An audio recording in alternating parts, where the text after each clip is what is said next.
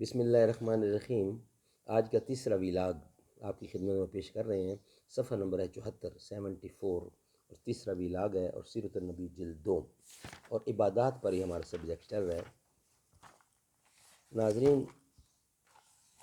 اردو زبان میں سرور عالم صلی اللہ علیہ وسلم کی سیرت پر جامع ترین کتاب سیرت النبی صلی اللہ علیہ وآلہ وسلم رائٹر ہے اس کتاب کے علامہ شبلی نعمانی رحمۃ اللہ، علامہ سید سلیمان ندوی رحمۃ اللہ۔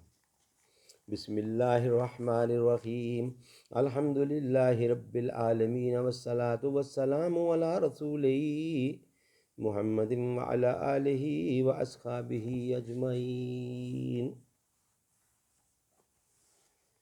اہل عرب روزہ کے بہت کم خوگر تھے۔ اول روزہ ان پر شاق ہوا، اس لیے نہایت تدریج کے ساتھ روزہ کی تکمیل کی گئی۔ اول حضور اکرم جب مدینہ میں تشریف لائے تو سال میں 3 روزے رکھنے کا حکم دیا۔ پھر روزے کی فرضیت نازل ہوئی تو یہ اختیار رہا کہ جو شخص چاہے روزے رکھے اور جو چاہے روزے کے بدلے ایک غریب کو کھانا کھلا دے۔ رفتہ رفتہ جب لوگ روزے کے خوگر ہو چلے تو یہ آیت نازل ہوئی، فَمَن شَاهِدَ مِنْكُمُ الشَّهْرَ فَلْيَصُمْهُ، جو رمضان کا مہینہ پائے وہ ضرور روزے رکھے۔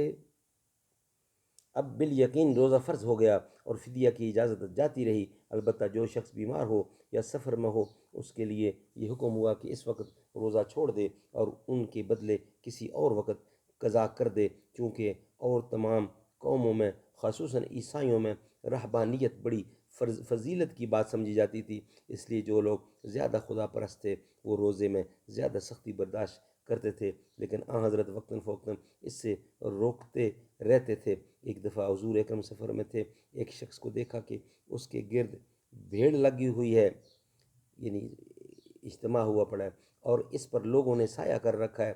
سبب پوچھا، معلوم ہوا کہ گرمی میں اس شخص نے روزہ رکھا ہے۔ آپ نے فرمایا کہ سفر میں روزہ رکھنا کچھ ثواب کی بات نہیں ہے۔ بعض لوگوں نے صوم و سال رکھنا چاہا، یعنی رات دن روزہ رکھیں، بیچ میں افطار نہ کریں، آپ نے اس سے منع کر دیا۔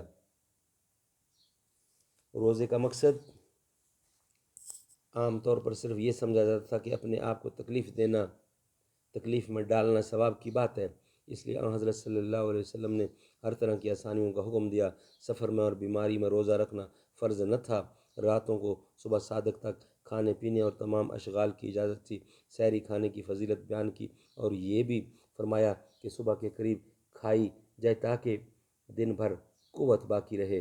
روزے کا مقصد صرف معاشی سے کف نفس تھا اور روزہ اس کا معین تھا، اس لیے حضور اکرم نے فرمایا کہ جو شخص روزہ میں جھوٹ فریب نہیں چھوڑتا خدا کو اس کی فاقہ کشی کی کوئی حاجت نہیں۔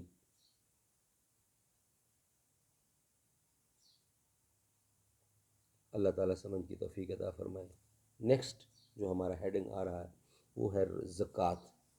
انشاءاللہ اس کے بعد نیکسٹ ویلاگ جو کہ آج کا چوتھا ویلاگ ہے اس میں ہم انشاءاللہ آپ کی خدمت میں پیش کریں گے زکوٰۃ۔ دنیا میں بہت لوگ ہیں احترام کے لائق، میں سبھی کو مانتا ہوں مگر مصطفیٰ کے بعد۔ صدیق اکبر کی ہے تو بیٹی، رسول اکبر ہیں تیرے شوہر۔ اے امی عائشہ تیرے مقدر کا تا قیامت نہ کوئی ہمسر، نبی کے گھر کی ہو تم بھی زینت، نبی بھی ہیں تیرے گھر کی زینت۔ وہ پاک دامن تو پاک دامن، وہ تیری عظمت تو ان کی عظمت، وہ لاکھوں تجھ پر سلام عائشہ، وہیں کا مرکز تھا تیرا بستر۔ صدیق اکبر کی ہے تو بیٹی، رسول اکبر ہیں تیرے شوہر۔